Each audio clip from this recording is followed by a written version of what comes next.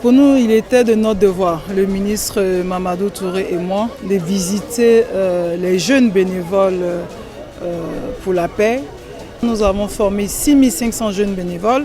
Ces jeunes bénévoles ont pour vocation d'apaiser tout conflit qui pourrait survenir, de maintenir un climat de paix sur toute l'étendue du territoire. Nous avons ciblé 17 zones d'intérêt où 6500 jeunes ont été formés pour renforcer les liens de cohésion, les liens de paix. Nous savons tous qu'en dehors d'une élection, les Ivoiriens vivent en parfaite harmonie. Il suffit d'une élection pour que, je dirais, les vieux démons surgissent. Et cette année, le président de la République a pris l'engagement d'offrir à la Côte d'Ivoire une élection apaisée, et cela passe par la jeunesse et les femmes.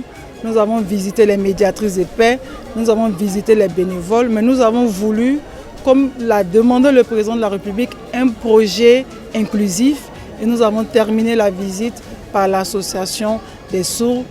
Tout le monde est présent dans ce projet, les femmes, les jeunes, les personnes qui vivent avec un handicap, et je dirais c'est toute la Côte d'Ivoire, puisque que ce soit à Yopougon, que ce soit à Bobo, vous avez vu la présence des chefs de communauté et des guides religieux.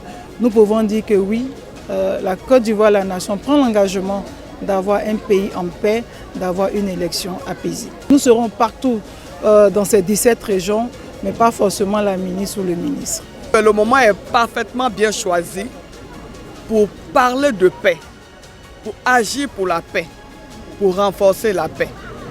Ils travaillent pour que la paix règne, pas seulement à Bobo, mais partout en Côte d'Ivoire. Donc je voudrais profiter de l'occasion pour les féliciter, les encourager et demander à tous les Ivoiriens de s'inscrire dans ce vaste programme de culture de paix, de préservation de paix, mené par le gouvernement à travers les deux ministres qui nous rendent visite aujourd'hui.